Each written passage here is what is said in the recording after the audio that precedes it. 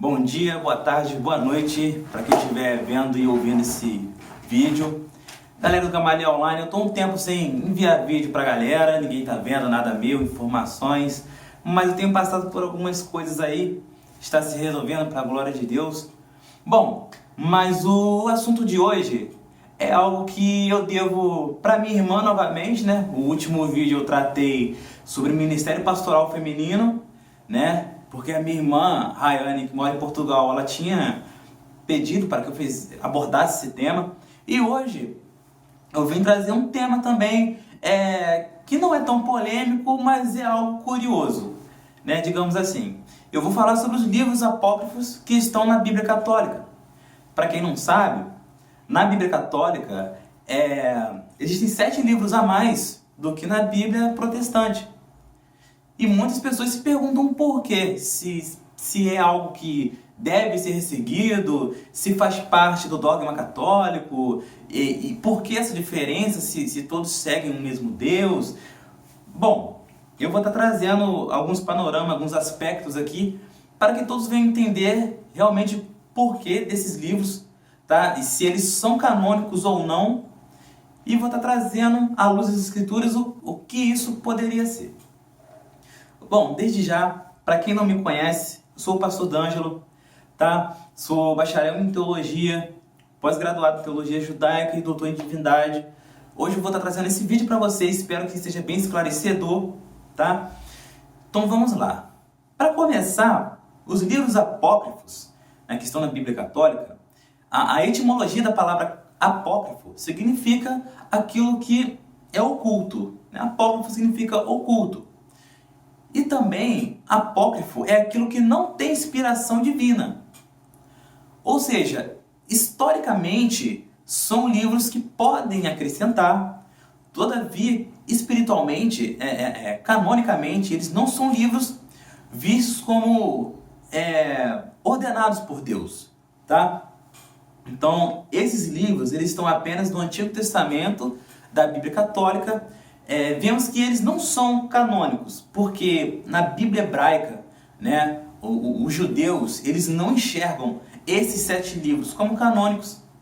Então, devemos entender que as maiores autoridades no Antigo Testamento que são reconhecidas são os judeus, porque eles se apropriam apenas do Antigo Testamento, diferentemente de nós, e eles não veem esses livros como livros inspirados por Deus. Mas a pergunta é, bom, se está na Bíblia Católica e não é inspirado por Deus, então eu não posso ler, né? Vou descartar, não serve para mim, certo? Errado.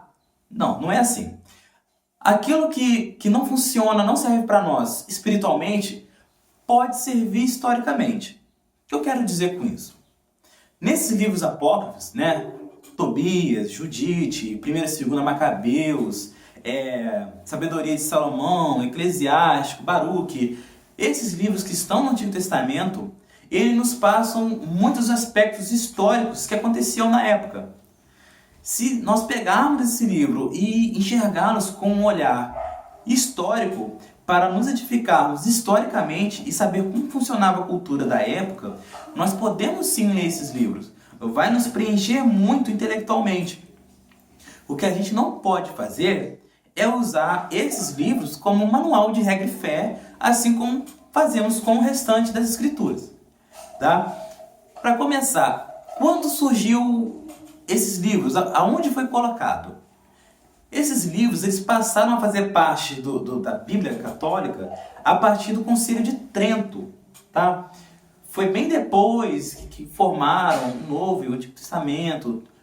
Teve alguns períodos históricos para isso.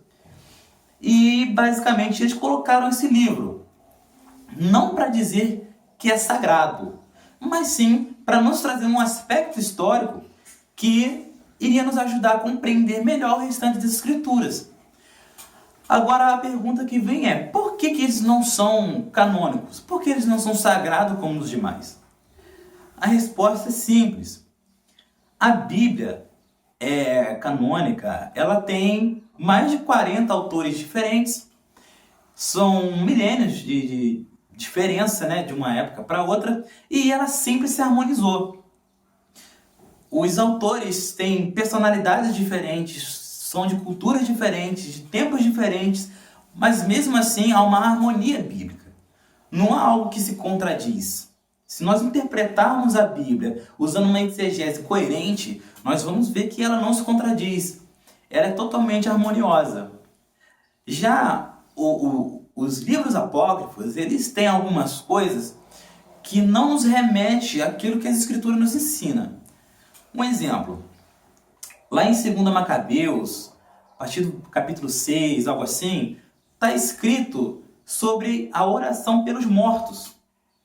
E nós que lemos as Escrituras Sagradas, sabemos que os mortos não têm consciência, eles não podem nos escutar. Tá? E depois que a pessoa morre, já é responsabilidade do Deus Altíssimo. Nós não podemos fazer nada. Nós podemos fazer enquanto a pessoa está em vida. Também está lá no livro de 1 Macabeus, quando um anjo aparece para um homem, e quando esse homem se prostra diante do anjo, o anjo não fala nada.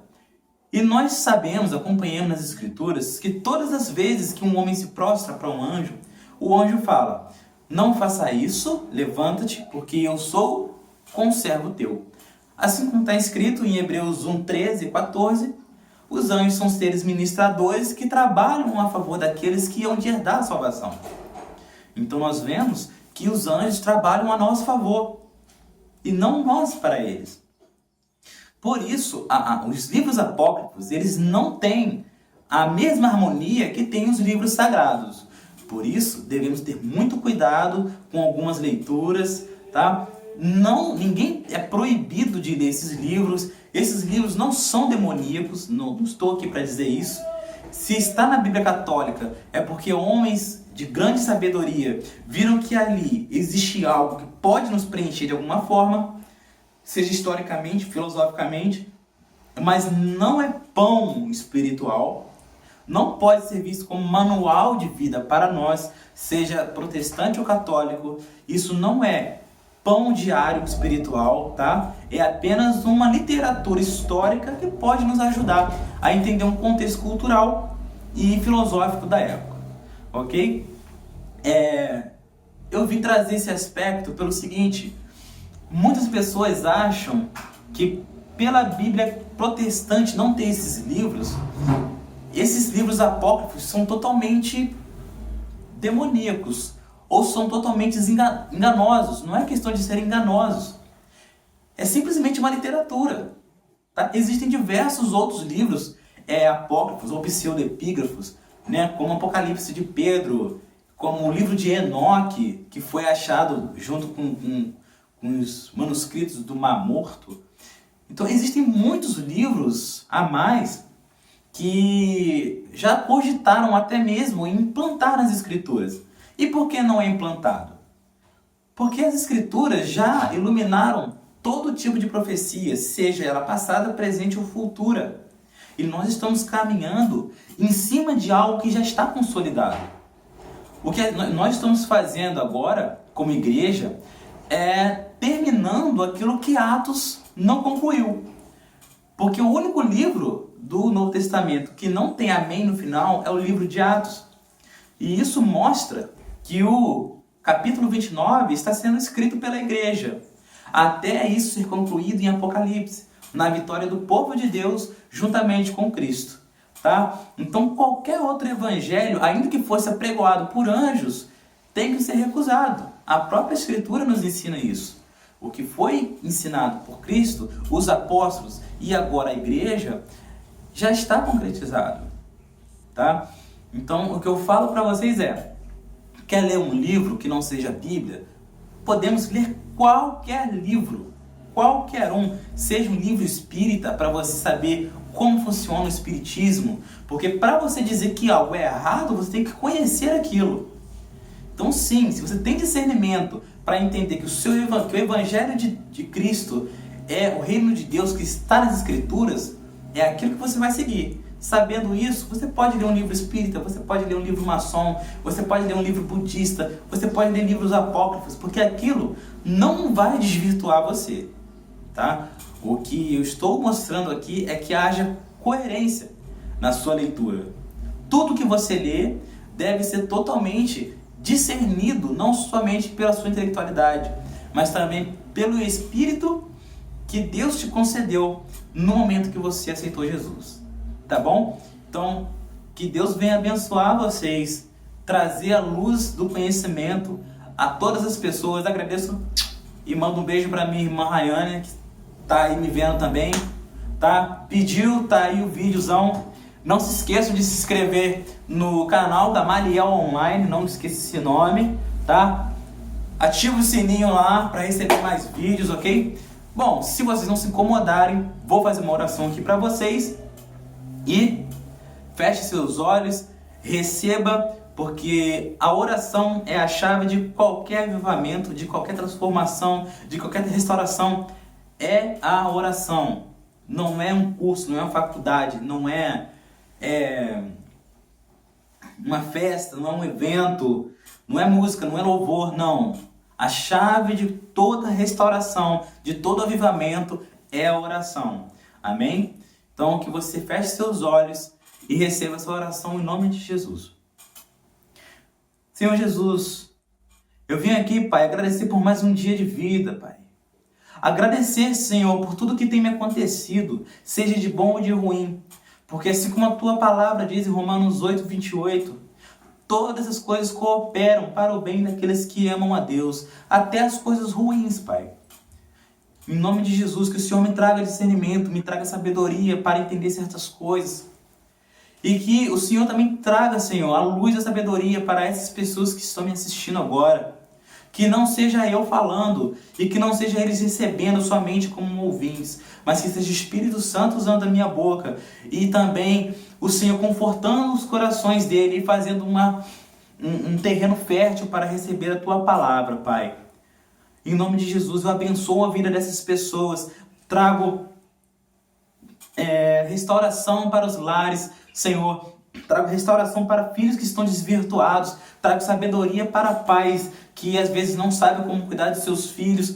Senhor, trago restauração para famílias que estão em adultério, que estão pensando em se divorciar. Senhor, que o Senhor venha restaurar esse lar, Pai. Porque se houver divórcio, se o casal não souber se consolidar como um casal, Pai, o filho não vai saber seguir, Senhor, ele vai ficar desorientado. Então, em nome de Jesus, que o Senhor traga bênçãos familiares, Pai, porque a família é o primeiro ministério. Se o ministério familiar é atingido, a igreja, Senhor, ela não pode fluir, ela não pode seguir, porque o Senhor sempre inicia a sua igreja dentro de uma família. Senhor Jesus, eu venho te agradecer e te exaltar, te enaltecer, Senhor, porque o Senhor é dono de todo o ouro e toda a prata, mas também é o dono de toda a cura, Pai. Não adianta nós termos todo o ouro e toda a prata se nós não temos o Espírito capaz de trazer a cura para alguém. Em nome de Jesus, eu venho te agradecer, Pai. Obrigado. Em nome de Jesus. Amém.